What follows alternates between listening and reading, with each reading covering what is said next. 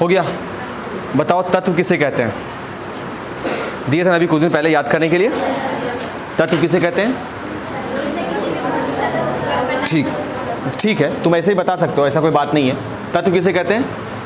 सबसे सूक्ष्मतम कण जिसको किसी भी भौतिक या रासायनिक विधि के द्वारा खंडित नहीं किया जा सकता, यही है ना? ठीक है। यौगिक किसको कह रहे थे?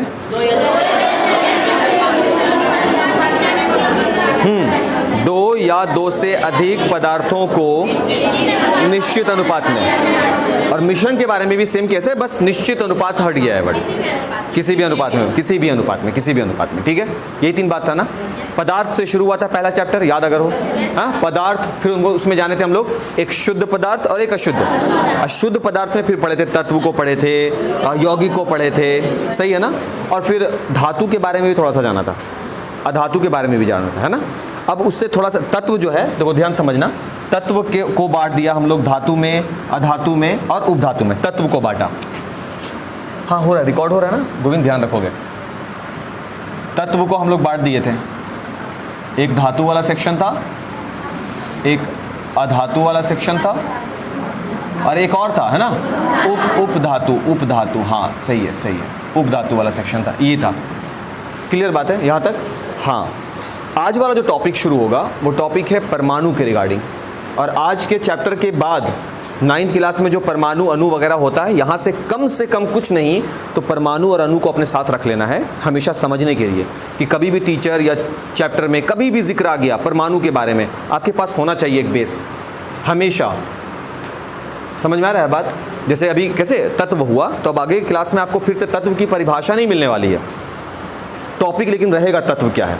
यौगिक का परिभाषा नहीं मिलेगा, कहीं पर नहीं मिलने वाला, लेकिन यौगिक शब्द रहेगा शामिल, वैसे ही अणु शब्द रहेगा शामिल। आयन लिखें क्या? हाँ, आयन शब्द भी आएगा, आयनिक यौगिक बनेगा आगे चलकर। 10th में जब आप जाएंगे तो वहाँ पे पढ़ेंगे आयनिक यौगिक।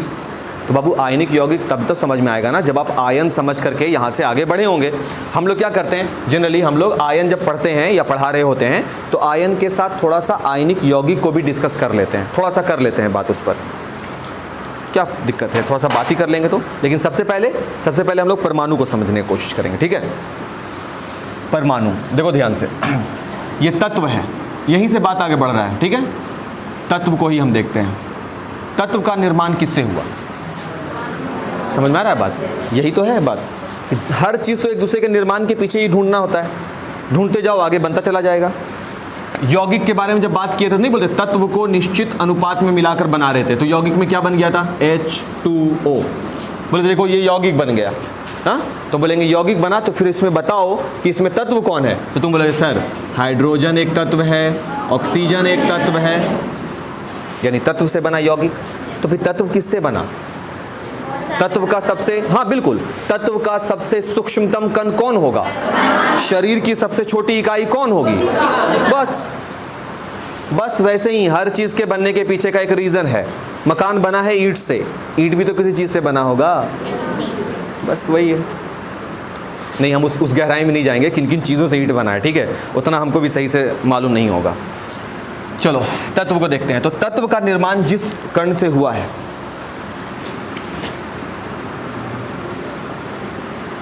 तत्व के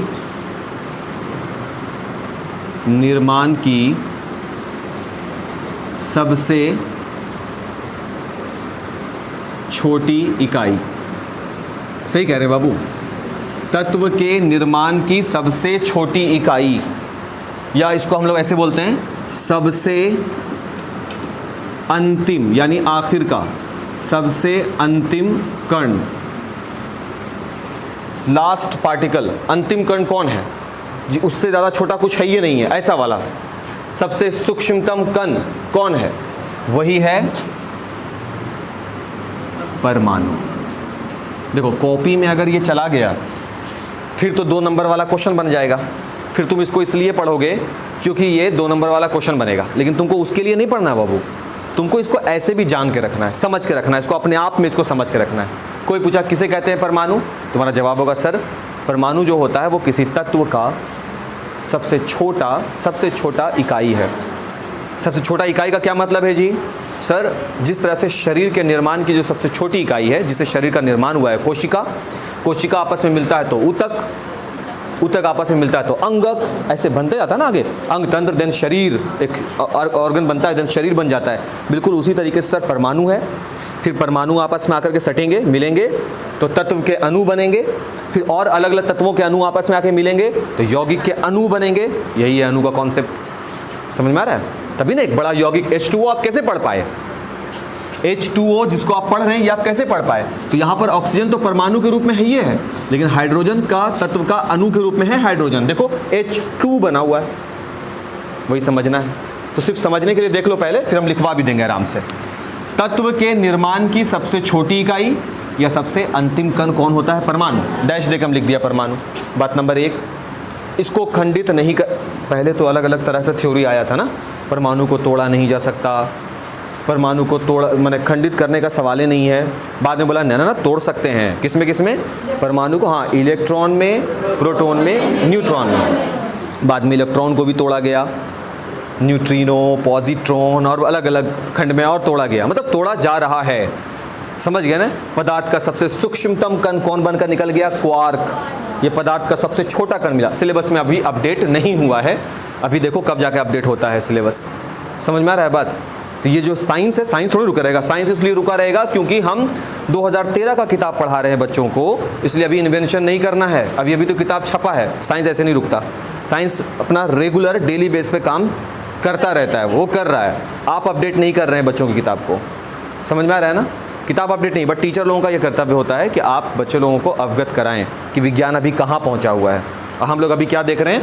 पदार्थ, उसके अंदर से अगर अंदर निकला तत्व, तत्व का निर्माण किससे हुआ? परमाणु। और परमाणु को सबसे छोटा कण बोला जा रहा है, अंतिम कण बोला जा रहा है। सही है ना? सिलेबस में यही है, तो यही पे बात होगी, यही सबसे छोटा कण है, मान बैठे। ठीक है, अब देखो, क्योंकि तत्व का सबसे छोटा कण है तो एक बात तो तुम दिमाग में बैठा लो कि तत्व जिसको हम लोग बोल रहे हैं अब तक तत्व, तो उसमें कोई एक परमाणु नहीं होता। वैसे वैसे बहुत सारे परमाणु हो सकते हैं, वैसे वैसे बहुत सारे कण हो सकते हैं। किताब में इसी चैप्टर में जब तुम आगे बढ़ोगे ना तो एक टॉपिक शुरू हो जाएगा, मोल, MOLE, मोल कॉन्सेप्ट शुरू होगा। अब वो मोल तुमको बताएगा कि परमाणु एक ही को नहीं होते। जैसे जैसे जब तुम हाइड्रोजन की बात करोगे, जब तुम, हम इस तरफ लिख दें, जब तुम हाइड्रोजन की बात करोगे तो बात सिर्फ हाइड्रोजन के परमाणु की नहीं होगी, इसमें हाइड्रोजन के बहुत सारे परमाणु विद्यमान होंगे, एक परमाणु नहीं है इसमें। जब बात तुम हीलियम की करोगे या बात तुम ऑक्सीजन की करो, जिससे हम लोग परिचित हैं इसलिए हम उसका नाम लिख रहे हैं, जैसे तुम और भी सल्फर, ये सब नाम जितना भी हम यहाँ पे नाम लिख दें, इसमें सिर्फ एक परमाणु नहीं है बाबू। हीलियम के कई परमाणु इसमें मौजूद हैं, एक परमाणु नहीं, बहुत सारे परमाणु मौजूद हैं। समझ में आ रहा है बात? और वो परमाणु की संख्या कणों के संख्या के रूप में होती है। मोल में हम लोग जानेंगे, एक वैज्ञानिक हैं, उनका नाम है एवोगाद्रो। उनका नाम देखो कैसा है ना, शानदार नाम, एवोगाद्रो। वो बताएंगे कि किसी पदार्थ में 6.022 इंटू 10⁻23 इतने कण मौजूद हैं। कणों की संख्या, यही परमाणु की संख्या हो सकती है, इसी को अणुओं की संख्या बोला जाएगा। इतना कण मौजूद होता है। संख्या देख रहे हो कितना है, कम है कि ज़्यादा है? बहुत ज़्यादा है, नहीं है? इसका काउंट करें कितना होगा, काउंट करके देखें। 6.022 गुने 10⁻23, 4, 5, 6, 7, 8, 9, 10, 11, 12, 13, 14, 15, 16, 17, 18, 20, 21, 22, 23। काउंट करोगे, इकाई, दहाई, सैकड़ा, हज़ार, 10,000, लाख, 10 लाख, करोड़, 10 करोड़, अरब, 10 अरब, देन खरब, 10 खरब, उसके बाद नील, नील के बाद 10 अद्दुम एंड ऑल दैट, पता नहीं क्या क्या होता है। अब तुम सोचो कहाँ जाएंगे लेकर के, क्या फिर भी पहुँच जाओगे क्या 23 तक? इकाई, दहाई, सैकड़ा, हज़ार, 10,000, लाख, 10 लाख, करोड़, 10 करोड़, अरब, 10 अरब, खरब। देखो यहाँ देखो, तो गणित में इसको बोला जाता है हेक्सिलियन फॉर्म, हेक्सिलियन आंकड़ा है। इतना ज़्यादा कण मौजूद होता है एक पदार्थ के अंदर। कैसे नहीं केमिस्ट्री इंटरेस्टिंग है। तुम सोचो, तुमको क्या लग रहा था कि एक तत्व में एक ही परमाणु बैठा हुआ है, हाइड्रोजन है तो उसमें सिर्फ हाइड्रोजन के परमाणु बिल्कुल हैं। हाइड्रोजन है तो हाइड्रोजन के अंदर केवल हाइड्रोजन के ही परमाणु होंगे। क्यों? तो यहाँ देखो लिखा हुआ, तत्व के निर्माण की सबसे छोटी इकाई। मेरे शरीर में जो कोशिका होगी वो किसकी कोशिका होगी? जो मेरे शरीर के लिए कंपैटिबल होगी वही कोशिका होगी ना। क्या मेरे शरीर की कोशिका और आपके शरीर की कोशिका एक होगी? अगर हम हाइड्रोजन है तुम हीलियम हो, ठीक। क्या एक ही कोशिका से मेरे शरीर का निर्माण हुआ है? नहीं भाई, हम एक कोशिकीय जीव नहीं है, हम बहुकोशिकीय जीव हैं। एक से हम तो हैं बहुकोशिकीय, तुम अपना सोच लो, तुम लोग भी हो। ओ सेम पिंच सेम हो गया, सेम भाई। अरुण सोच रहा है कि अब निकले बाहर कब टांगे इसको, बड़ी बोल रहा है कब टांगा जाए।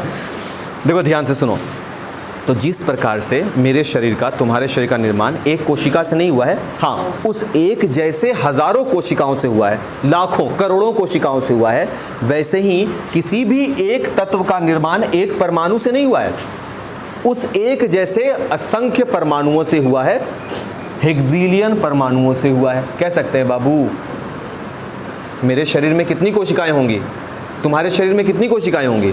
बहुत, गिनती नहीं कर सकते सर, सही है ना। बट वो कोशिकाएं बिल्कुल तुम्हारे लिए कंपैटिबल है ना। बिल्कुल वैसे ही जैसे ऑक्सीजन के पास किसके परमाणु होंगे? केवल ऑक्सीजन के परमाणु होंगे, केवल ऑक्सीजन परमाणु होंगे। और वो कितने होंगे? एगो नहीं, बहुत।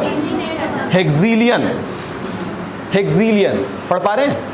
बस हो गया, समझ में आ रहा है। हीलियम के पास किसके परमाणु होंगे? हीलियम के, लेकिन कितने परमाणु होंगे? अगर कोई बोले नहीं एक परमाणु होंगे, नहीं सर सवाल है नहीं, एक नहीं, एक कोशिकीय बिल्कुल भी नहीं है, एक परमाणु हो ही नहीं सकते। समझ में आ रहा है बात? एक परमाणु नहीं होंगे, ऐसे वैसे ना जाने इतने परमाणु होंगे। अच्छा, क्या कोई बैठ के इसको गिना होगा? कभी नहीं, और ना ही फिलहाल गिन सकते हैं, बिल्कुल भी नहीं गिन सकते। ऐसे ऐसे किताब में तुम्हारे तो एग्जाम्पल दिए हुआ, बोलता है क्या, एक चम्मच लो उससे नमक निकालो, बोला निकाल लिया, बोलता आप बैठ के नमक के दाने को गिनो, इतना परमाणु होता है। अब तुम समझ रहे हो कितना है? अबे खाली वक्त में हमको तो इतना फुर्सत नहीं था, बट तुम बैठ के सोचो कि गिनेंगे नमक का दाना एक चम्मच में कितना आ सकता है बाबू, उतना परमाणु होता है। हालांकि अब तो बहुत तरह का मशीन आ गया है, इलेक्ट्रॉन स्कैनिंग मशीन कहलाता है, जिसके द्वारा परमाणुओं को अवलोकन किया जाता है, इलेक्ट्रॉनों का अध्ययन किया जाता है। अब आ गया है मशीन, लेकिन फिर भी मेरे तुम्हारे बस की बात नहीं है ये परमाणु को देख पाना, सही है क्या? परमाणु किसी भी तत्व का सबसे सूक्ष्मतम कण है, ये सबसे अंतिम कण होता है, स्वतंत्र है, फ्री है। ये बेचारा फ्री रह नहीं पाता है, क्या कारण क्या है? देखो अगर हम यहाँ पर लिखें H, तो H से क्या पता चला बाबू? हाइड्रोजन। अगर हम यहाँ पर O लिख देंगे, क्या पता चला? ऑक्सीजन। अगर यहाँ पर हम He लिख देंगे, क्या पता चला? हीलियम। सही है ना। ये सब चीज़ कहलाता है संकेत। संकेत कौन सा शब्द इस्तेमाल किया अभी हम? संकेत। ऐसा क्यों है कि हम जब तत्व का नाम लिख रहे हैं तो संकेत का इस्तेमाल किए? भाई हाइड्रोजन है तो हम हाइड्रोजन पूरा क्यों नहीं लिखे? ऑक्सीजन है तो हम ऑक्सीजन पूरा क्यों नहीं लिखे? हीलियम है तो हम पूरा हीलियम क्यों नहीं लिखे? बताओ।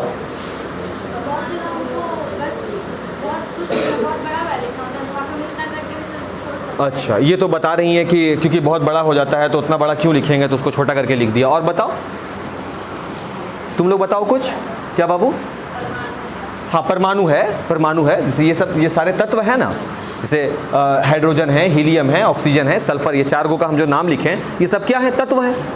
सही है ना। उन तत्वों का नाम तुम देखो, हम यहाँ पर पूरा नाम नहीं लिख रहे, सिर्फ उसका क्या लिख रहे हैं? संकेत लिख रहे हैं। H लिख दिया तो इससे क्या पता चला? हाइड्रोजन है। O लिख दिया तो क्या पता चला? ऑक्सीजन है। He लिख दिया तो क्या पता चल गया? हीलियम। क्यों लिख रहे हैं? ये मेरा सवाल है। क्यों लिखेंगे? पूरा नाम क्यों नहीं लिखे हम?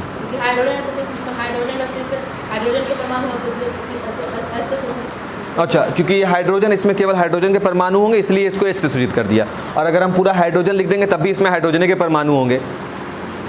अगर हम ये ऑक्सीजन है पूरा, हम इसको ऑक्सीजन लिख दें तो क्या इसमें हीलियम के परमाणु आ गए होंगे? नहीं, तब भी ये ऑक्सीजन ही रहेगा। जैसा कि ये जवाब दी, तुम लोग के पास ये जवाब भी नहीं होता बाबू कि सर इसमें टाइम बहुत चला जाएगा। बार बार आप लिखेंगे क्या? HYDROGEN OXYGEN HELIUM। फिजूल में टाइम पास हुआ सर। जगह भी तो लिया, तो जगह भी बचा सकते हैं। सही है क्या? इसलिए हम तत्वों को उसके पूरे नाम के बदले किसका नाम लिख दिया? संकेत। और यही प्रश्न आ जाता है, हम तत्वों को संकेत के रूप में क्यों लिखते हैं? अब देखो बाबू, अब चाहोगे तुम क्या कि हम ये सब चीज़ को भी तुमको लिखवाएं? ये सब चीज़ सोचने का है, ये सब चीज़ सोचने का होता है कि कोई भी चीज़ को हम पूरे नाम के बदले छोटा सा क्यों लिखते हैं? टाइम का बचत हो, उतना लंबा चौड़ा आपको ना बोलना पड़े। Hydrogen, helium, lithium, beryllium, boron, carbon, nitrogen, नाम लेने में तो ठीक है, लेकिन जब लिखना पड़ेगा तो टाइम लगेगा कि नहीं लगेगा? एकदम लगेगा। तो सर समय का बचत करते हैं सर, कॉपी भी बच जाता है सर, लिखना भी नहीं पड़ता। दूसरा कुछ चीज़ देख सकते हैं ना उतना देर में। अच्छा देखो, अगर ये पूरा तुम लिखोगे, सबका नाम लिखोगे, तो कितना जगह ऑक्यूपाइड कर लेगा? लेगा जगह और समय भी। तो जगह और समय दोनों का बचत हो गया, इसलिए हम इसको क्या किया? सबके संकेत में लिखते हैं। समझ में आया? तत्व के संकेत से आप क्या समझते हैं? तत्वों को उनके पूरे नाम के बदले एक निश्चित अक्षर के रूप में, उनके नाम के पहले वाले अक्षर के रूप में रिप्रेजेंट किया जाता है। हाइड्रोजन को H से, ऑक्सीजन का O से O, हीलियम को तुम देखो HE से लिख दिया गया। कारण क्या है? क्योंकि बिल्कुल, अगर H लिखेंगे तो वो हाइड्रोजन भी हो सकता है और हीलियम भी हो सकता है, तो उसके बाद दूसरा लेटर को शामिल कर दो, HE बन गया। समझ में आ रहा है बात? हो गया संकेत। अब यही चीज़ तुम हमसे डिमांड करते हो कि नहीं नहीं नहीं आप लिखवा दीजिए इसको। है, तुम क्या फील किए? तुमको क्या लगा कि नहीं सर सही है, सर शॉर्ट सही है, तुमको वही लगा तो वही जवाब है उसका, और एक्चुअल में वही जवाब होना भी चाहिए, क्योंकि क्वेश्चन के ऊपर में लिखा होता है परीक्षार्थी यथासंभव अपने शब्दों में उत्तर दें। और ऐसा लग रहा होता है कि हम लोग जैसे टीचर तुमको आंसर लिखवा देते हैं, तुम उसको रटते हो, रटने के बाद एग्जाम में जाते हो और सामने वाला पूछ रहा है और हम जवाब दे रहे हैं। यही वाला फील हुआ वहाँ पे। और तुम एक माध्यम बने हो मेरे ही वाले जवाब को लिखने के। नहीं लग रहा? जैसे कि आप बूढ़े हो गए हैं, आप एग्जाम में नहीं जा सकते, तो आपके बदले बच्चा को भेजिए, बच्चा लिखेगा। यही ना मतलब हुआ? कोई लॉजिक नहीं, क्योंकि तुम यहाँ पे फील करो इस चीज़ को। हम क्या बोल रहे हैं? हम जो लिखा रहे हैं तुम रट रहे हो ना, एग्जाम में जाके लिखोगे ना, क्या लिख पाओगे? वही जो हम रटवाए हैं तुमको। तो एक्चुअल में एग्जामिनर जो एग्ज़ाम लेने वाला है, वो एग्ज़ाम किसका ले रहा है? मेरा। और तुम क्या हो? एक माध्यम हो, मेरे बदले लिखने वाले। यही ना बोला जाए? वैसा बनना है तो अपना बनो ना, बिल्कुल, और अपना सोचो, अपना लॉजिक लगाओ। और ये तुम्हारा लॉजिक है। सर मत लिखवाइए संकेत, समझ गए हम। किसे कहेंगे तत्वों के संकेत? तत्वों को उनके संपूर्ण नाम, उनके पूरे नाम के बदले उनके नाम के पहले वाले लेटर से रिप्रेजेंट करना ही तत्व का संकेत कहलाता है। तत्व को उसके संकेत के रूप में लिखना इसलिए भी आवश्यक है और सुविधाजनक होता है। इससे समय की बचत होती है और जगह भी बच जाता है। और मेरा किताब में नहीं है जगह बच जाता है, लेकिन मेरा कॉपी में बच रहा है जगह, तो हम कैसे नहीं लिखेंगे? जगह बच जा रहा है, सही है। अब रामाकांत देगा सर लिडवो तो बच जाओ, इंक विंक नहीं लिखा जाएगा। हाँ बिल्कुल, समझ में आ गया बाबू बात? यहाँ तक कोई दिक्कत नहीं। अब देखो, तो दूसरा जो क्वेश्चन, अभी एक क्वेश्चन तो हम परमाणु के बारे में बात किया बाबू अभी, है ना? दूसरा बात किसका किया हम लोग? संकेत के बारे में। ये सब हम लिखवाएंगे, है ना? लिखवाएंगे का मतलब कि चर्चा करेंगे, ये तुमको दे देंगे घर से लिख के लाने के लिए, फिर हम लोग उसको चर्चा करेंगे आराम से, ठीक है?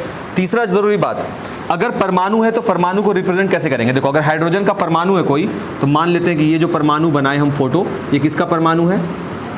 हाइड्रोजन का। ये बनाया परमाणु, ये परमाणु है ऑक्सीजन का, ठीक है? और ये जो परमाणु बना रहे हैं, ये परमाणु है हीलियम का। ये परमाणु है, सिर्फ एक एक परमाणु का भी हम जिक्र किए हैं। एक परमाणु किसका लिया? हाइड्रोजन का। एक परमाणु लिया ऑक्सीजन का। एक परमाणु लिया हीलियम का। अब बात करते हैं किसका? अब बात करते हैं हम लोग अणु के बारे में। परमाणु का हो गया था सब बात, संकेत का बात हो गया। परमाणु किसे कहेंगे? किसी भी तत्व का सूक्ष्मतम कण जिससे उस तत्व का निर्माण हो रहा है, उसको क्या कहा गया? परमाणु। बात नंबर एक। दूसरा, संकेत किसको कहेंगे? संकेत किसी भी तत्व का उसके संपूर्ण नाम के बदले उसके नाम का जो पहला वाला लेटर होता है, जो पहला अक्षर जो भी है, उसके बदले रिप्रेजेंट करना, उसके बदले लिखना, वही कहलाता है तत्व का संकेत। और किसी भी तत्व को संकेत के रूप में लिखना ही ज़रूरी हो जाता है, क्योंकि उसके संपूर्ण नाम को लिखने में समय और जगह दोनों का खपत होता है। तो हमको बचाना है इस चीज़ को, इसलिए हम ऐसा करते हैं। कई बार जब हम तत्व को उसके संकेत के रूप में लिख रहे होते हैं, तो सिर्फ एक लेटर से काम नहीं चलता, कई बार दो दो लेटर उठाना पड़ता है। ऐसा इसलिए क्योंकि कई बार ऐसे हैं कि एक ही अक्षर से दो दो तीन तीन तत्व के नाम होते हैं। सही है ना, तो उसके बाद वाला लेटर उठा लेते हैं, तकलीफ नहीं ना, ठीक है। दूसरा बात शुरू होता है अणु। अणु, अणु को बोला जाता है यौगिक का सूक्ष्मतम कण। यौगिक का सूक्ष्मतम कण।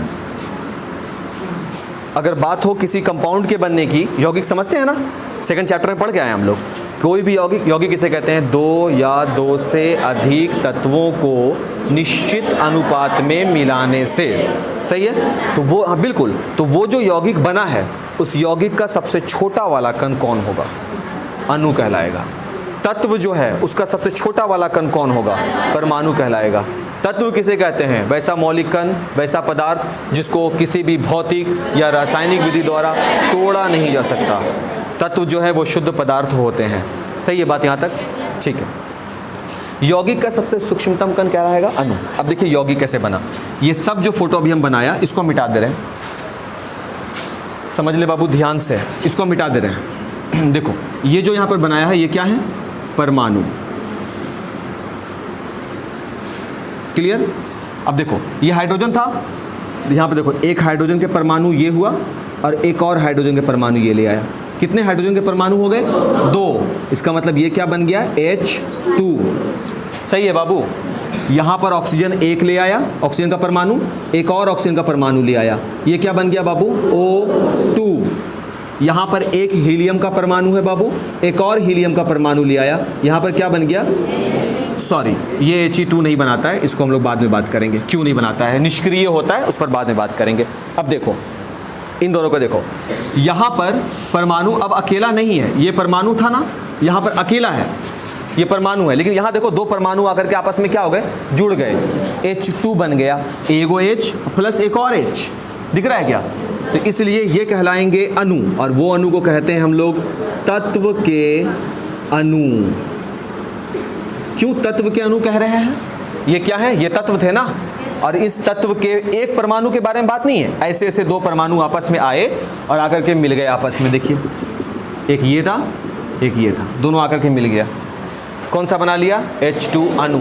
देखो यहाँ पर अब तक जब इसको हम क्या बोलेंगे? इसको हम केवल H बोलेंगे, इसको हम क्या बोलेंगे? केवल O बोलेंगे। तो जहाँ पर खाली H लिखा रहेगा हम बोलेंगे ये है हाइड्रोजन परमाणु, जहाँ केवल O लिखा रहेगा हम बोलेंगे ये है ऑक्सीजन परमाणु, और जैसे ही O2 लिखा रहेगा ऑक्सीजन का अणु, H2 लिखा रहेगा हाइड्रोजन के अणु, तुरंत बोल देंगे। समझ में आ रहा है बात? यहाँ पर एक नहीं है, यहाँ पर परमाणु एक से ज़्यादा हो गए, जुड़ गए आपस में, ये वाला बात क्लियर हुआ? अब देखो ध्यान से, एक ये परमाणु, एक ये परमाणु और एक ये परमाणु, ध्यान से देखना बाबू। अभी यहाँ पे क्या हो रहा है?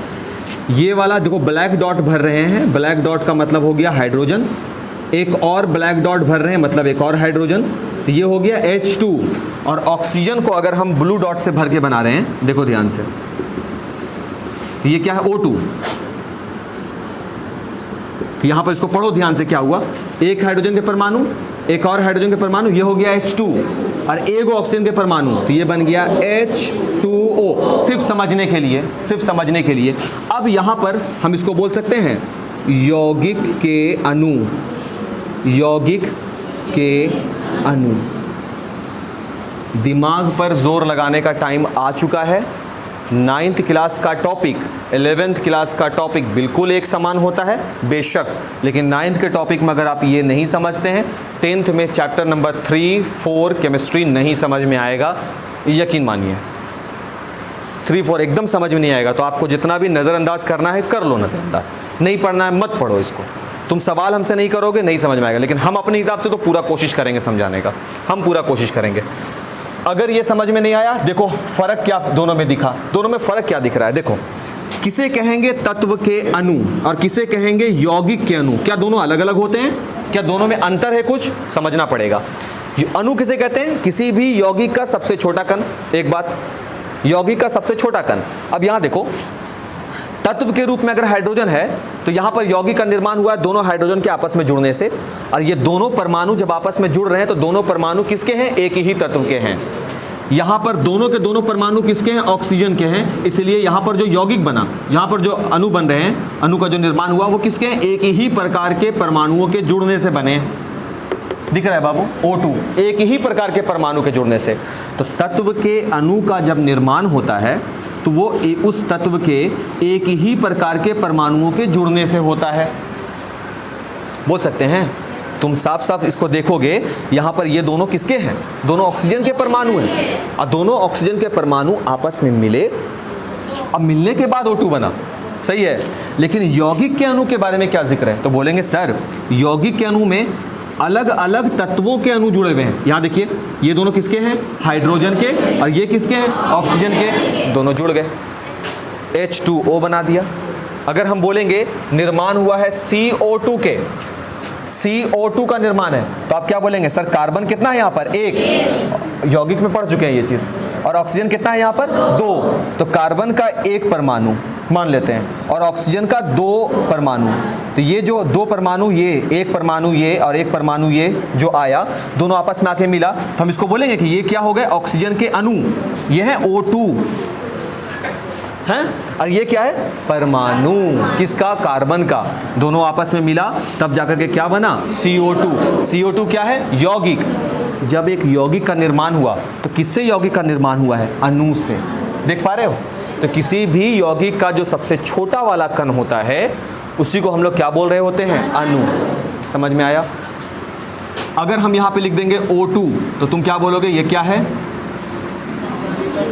ऑक्सीजन के अणु। सही बोल रहे हैं बाबू? और अब बताओ कि ऑक्सीजन का ये जो अणु है, ये के गो अणु है? तो बोलेंगे एक अणु है। 2 अणु नहीं है, गलत बात। ऑक्सीजन का कितना अणु है? ये 1। कैसे मालूम? इसके आगे देखो क्या लगा हुआ है। ये जो O2 है, सिर्फ O2 को पढ़ो। O2 को क्या बोल रहे हैं? ऑक्सीजन के अणु। इसके आगे क्या लगा हुआ है? गुना के रूप में देखो, कुछ नहीं है तो 1 है। तो ऑक्सीजन के कितने अणु हैं यहाँ पर? 1। अगर इसके आगे 2 लग जाएगा तो बोलेंगे ऑक्सीजन के कितने अणु हैं? 2। अगर आगे में 3 लग जाएगा, ऑक्सीजन के कितने अणु हैं? 3। क्लियर है बात? चलो एक बार फिर से रिकॉल करते हैं, फिर आगे बढ़ेंगे। ध्यान से देखो क्या क्या बात बोला गया। चैप्टर का नाम है परमाणु, अणु और आयन। तो जाहिर सी बात है, ये पूरा का पूरा चैप्टर आपको ज्ञान दिलाने का कोशिश करेगा परमाणु के बारे में, अणु के बारे में और आयन के बारे में। सबसे पहला बात ये कि परमाणु क्या है। परमाणु का काम अगर आप समझना चाहते हैं तो परमाणु का काम बिल्कुल वही। नवाज, तुमको नींद आ रहा, तुम घर जाओ बाबू। हम बोला कि अगर आपको जहाँ टॉपिक डिफिकल्ट लगे ना या गैर ज़रूरी, तुरंत 4 गेट है, तुरंत बाहर निकलो से एकदम। कहे कि तुम जब ऐसे रहोगे बाबू तो हमको देखिएगा नींद आएगा तुम्ही को कि फालतू में है। किसी को भी बाबू कोई भी सवाल होगा, हमको बीचे में रोक करके पहले सवाल कर लेना तुरंत, ठीक है ना। तो परमाणु क्या है? पहला टॉपिक वही है। परमाणु को अगर आप समझना चाहते हैं तो किसी भी तत्व का ये सबसे छोटा कण है। सही है? इसका नोट्स बनेगा। किसी भी तत्व का सबसे छोटा कण क्या कहला रहा? परमाणु।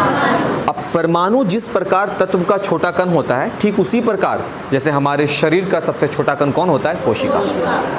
एक बात हो गया। अब दूसरा लॉजिक क्या पता चला? दूसरा बात ये पता चला बाबू कि हमारे शरीर का निर्माण एक कोशिका से नहीं हुआ है, असंख्य कोशिकाओं के समूह से हुआ है।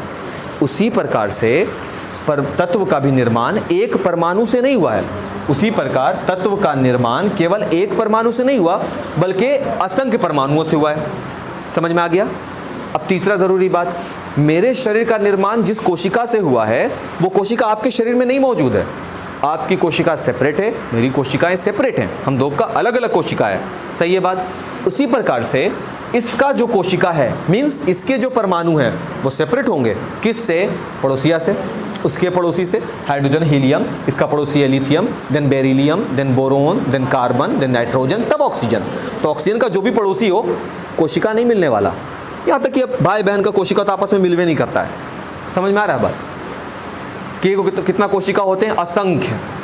तो परमाणु कितने होंगे एक तत्व के निर्माण में? असंख्य। लेकिन एक बात कॉमन होगा, वो क्या? ऑक्सीजन के शरीर में किसके परमाणु होंगे? केवल ऑक्सीजन के। हाइड्रोजन के शरीर में किसके परमाणु होंगे? केवल हाइड्रोजन के। ये बात दिमाग में अच्छे से फीड कर लो। सही? अब आगे परमाणु का बात खत्म। तो परमाणु के अध्ययन के साथ साथ जब हम पढ़ने लगे तो अचानक से हमको लगा कि कुछ परमाणु का नाम लिखो, तो हम लिखा यहाँ पे। फिर इस परमाणु को जब हम बनाना चाहें तो उस परमाणु को पूरे नाम के बदले हम क्या लिख दिया? शॉर्ट, है ना बाबू? सिर्फ शॉर्ट में। तो फिर सवाल अराइज हो गया कि आप ऐसा क्यों लिख रहे हैं? तो इसका जवाब क्या हुआ? जगह कम, है ना, समय बच गया। और इसको हम लोग क्या बोल रहे हैं? नोटेशन, संकेत है सर, संकेत में लिख दिया। दोस्त लोग को भी तो संकेत में अलग अलग नाम दे ही देते हैं, नहीं बोलते हैं, अलग अलग नाम सबको देके बुला रहे होते हैं। हालांकि मेरा कोई शॉर्ट नाम नहीं हो सकता, ताज है, तो अब इससे ज़्यादा छोटा और क्या करोगे नाम को? अब ए भी बी से गायब कर देंगे क्या? बहुत आगे बढ़ते हैं। तो यहाँ तक तो बात क्लियर हो गया, संकेत हमको समझ में आ गया। जब संकेत आया तो हम बात को होल्ड किया, हम बोला चलो ठीक है, तो मान लेते हैं कि हाइड्रोजन का परमाणु हाइड्रोजन के अंदर कैसा लगेगा देखने में? ऐसा, ऐसी होगा ना। अब ऐसा ऐसा कितना परमाणु उसके पास होगा? हेक्सिलियन, अभी बताया था ना 6.02 × 10⁻23 उतना होगा। 6.02 × 10⁻23 इतना संख्या में होगा, और इस संख्या को क्या बोला गया? हेक्सिलियन, इतना होगा। ये एवोगाद्रो नाम था उस वैज्ञानिक का जिन्होंने ये ढूंढा, जिसको ये पता कराया, कैलकुलेशन में निकाला कि एक पदार्थ के कणों की संख्या अगर आप देखें तो वो इतना होगा। और बड़ा अच्छे तरीके से आप क्लास 11 में इस पर लेक्चर लेंगे, इस पर अच्छे से अगर चाहोगे तो इस चैप्टर के बाद हम एक वीडियो बना के हम रखे हुए हैं मोल कॉन्सेप्ट का, वो भी देख लोगे। मोल के बारे में अच्छे से हम उसमें समझाने का कोशिश किए हैं, देखना होता देख लोगे। ये तो लग रहा है हम अपना प्रचार कर रहे हैं वीडियो का, मत पूछा करो ऐसा सवाल, तो प्रचार हो जाएगा तो भारी फेरा है फिर, है ना, लगेगा कि बिजनेस करने लगे। तो ये हाइड्रोजन हो गया, ये उसके परमाणु, ऑक्सीजन हो गया उसके परमाणु। हीलियम को क्यों रोके हैं अभी बात कर लेंगे उस पर। उसके बाद शुरू हुआ कॉन्सेप्ट किसका बाबू? अणु का। तो जिस तरीके से तत्व का सबसे छोटा कण परमाणु होता है, तो यौगिक भी तो सेकंड चैप्टर में पढ़े थे, यौगिक का सबसे छोटा कण कौन कहलाएगा? अणु कहलाएगा। बात नंबर 1, अगर यौगिक का सबसे छोटा कण अणु है तो यौगिक कैसे कैसे मिलेंगे? तो बोला सर 2 तरह से मिल सकते हैं। एक तो तत्व के ही परमाणु एक दूसरे से आके चिपक गए हों, बहुत सारे परमाणु रहते हैं ना एक तत्व में, तो 2 को कैसे चिपक गए, हाइड्रोजन के एक परमाणु ये, एक परमाणु ये, दोनों आए आकर के चिपक गए, क्या बन गया? H2। ये ऑक्सीजन के परमाणु उसी में भटक रहे हैं, उसी के अंदर हैं, एक और ऑक्सीजन के परमाणु, दोनों आ गए आपस में आके चिपक गए, क्या बन गए? O2 बना लिए। तो अब ये अकेला कहाँ रहा? परमाणु का तो स्वतंत्र होना था, बट ये रहा नहीं, अकेला रह भी नहीं पाता बेचारा परमाणु, तो आके क्या हो गया? पास में आ गया, आया तो O2 बना दिया, आया तो पास में आया तो क्या बना दिया? H2 बना दिया। ये जो आपस में आके चिपक रहा है, ये जो आपस में आके बन रहा है, ये निर्माण क्या किसका? अणु का। बट किसके अणु का? तत्व के अणु का। क्यों इसको हम तत्व का अणु बोल रहे हैं?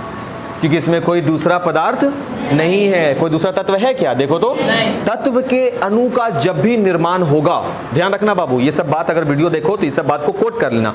तत्व के अणु का जब भी निर्माण होगा तो केवल और केवल उसी तत्व के परमाणु से होगा, अदरवाइज नहीं होगा। सही बोल रहे हैं क्या? क्या हम ऑक्सीजन के अणु की बात करेंगे तो ऑक्सीजन का परमाणु आपस में आके जुड़ेगा कि हाइड्रोजन का परमाणु जुड़ जाएगा? कभी नहीं ऐसा हो सकता। हीलियम का बात करेंगे, हीलियम नहीं बात करेंगे, बिल्कुल नहीं बात करेंगे, इसको हटाओ। हाइड्रोजन का बात करेंगे तो केवल और केवल हाइड्रोजन के ही परमाणु आपस में आके जुड़ेंगे तभी बनेगा। गलत बोल रहे हैं बाबू? नहीं। समझ में आ गया यहाँ तक बात? अब आगे सुनो। तो यहाँ पर हमको तत्व के अणु का पता चला। फिर ये क्या है? ये वाला फोटो यहाँ पर आ गया, शुरू हो गया कॉन्सेप्ट किसका? यौगिक के अणु का। तो भाई पहले बात है यौगिक का, तो यौगिक के परिभाषा में तो सारा बात छुपा हुआ है। 2 या 2 से अधिक तत्वों को निश्चित अनुपात में मिलाना है। अब 2-4 यौगिक का नाम ले लो, जैसे कि H2SO4 नहीं ले सकते नाम, H2SO4 ये भी एक यौगिक है, सही है ना? अब इस यौगिक में तुम देखोगे कि एक परमाणु एक ही तत्व के नहीं है, अलग अलग तत्वों के परमाणु हैं। जैसे H2 क्या बोलेंगे इसको? हाइड्रोजन के कितने परमाणु हैं? 2 परमाणु। गलत बोल रहे हैं बाबू। S यानी सल्फर के कितने परमाणु हैं? 1 परमाणु। O4 ऑक्सीजन के 4 परमाणु।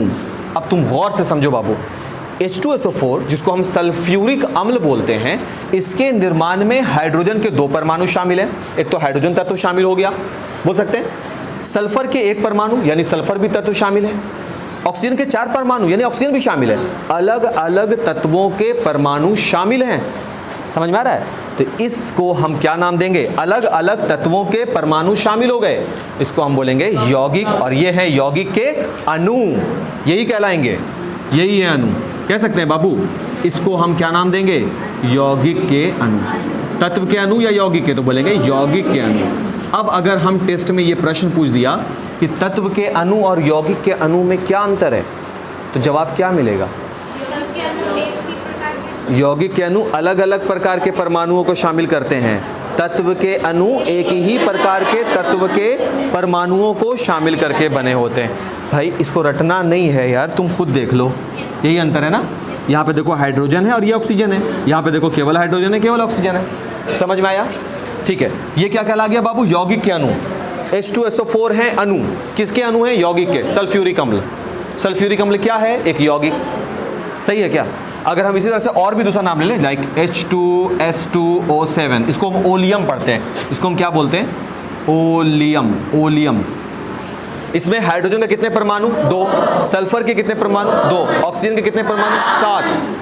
अलग अलग तत्वों के परमाणु शामिल हैं, अतः यह किसके अणु कहलाएगा? यौगिक का अणु कहलाएगा। समझ में आ रहा है बात? अब बोलो, इसके आगे ये एक अणु है, ये पूरा का पूरा अणु है ना। इसमें से किसी एक को हटाओगे तो क्या वो ओलियम कहलाएगा? नहीं कहलाएगा। इसका नाम है ओलियम। किसी एक को आप नहीं हटा सकते, इससे किसी एक को भी नहीं हटा सकते आप। तो इसके आगे कितना लगा हुआ? गुणज के रूप में 1। इसके अणु कितने हो गए यौगिक के? 1 अणु। देखो समझना इसको, अगर इसके आगे आप 2 लगा देंगे तो ओलियम के कितने अणु हो जाएंगे? 2।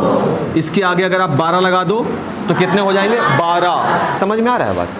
ये तकलीफ लग रहा है नहीं ना? अब देखो कितना एक के बाद एक तह पर तह खुलता जाता है।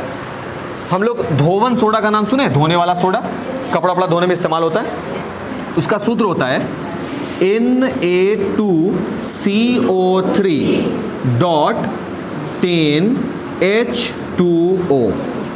अब देखो यहाँ पर ये पूरा सूत्र है इसका, धोवन सोडा का। जनरली किताबों में कई बार इतना ही लिखा रहता है, हालांकि जब आप 10th वगैरह में जाएंगे तो आपको समझ में आएगा कि इसमें रवाकरण जल का मात्रा भी होता है। क्रिस्टलीकृत जल, ठोस के रूप में जल का कुछ रवाकरण मात्रा होता है, वो कितना होता है? 10।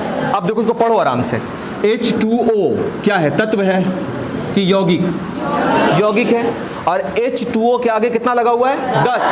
हम बोलेंगे आप बताइए इसमें जल के कितने अणु शामिल हैं? समझ में आ रहा है बात? सर यहाँ जल के 10 अणु हैं, एक अणु नहीं, केवल H2O लिख दिया जाएगा तो आप बोलेंगे H2O एक यौगिक है। हम बोलेंगे ठीक है, H2O के कितने अणु यहाँ पर शामिल है? 1 अणु। H2O का आगे यहाँ 10 लगा हुआ है तो H2O एक यौगिक है और उसके आगे एक 10 लगा हुआ है, इसका मतलब इसके अणुओं की संख्या कितनी हो गई? 10। अणु क्या है? यौगिक के अणु किसे कहते हैं? यही तो यौगिक के अणु बना दिया। समझ में आ रहा है बात? बहुत भारी टॉपिक लग रहा है नहीं ना? बस इतना सा बात अगर ध्यान में रखोगे तो आसानी से हम लोग परमाणु और अणु को समझ सकते हैं। सही है बात? टाइम बताओगे बाबू कितना हो रहा है वैष्णवी? 4:50। ठीक है, वीडियो हम पॉज कर रहे हैं, कुछ क्वेश्चंस लिखवा रहे हैं।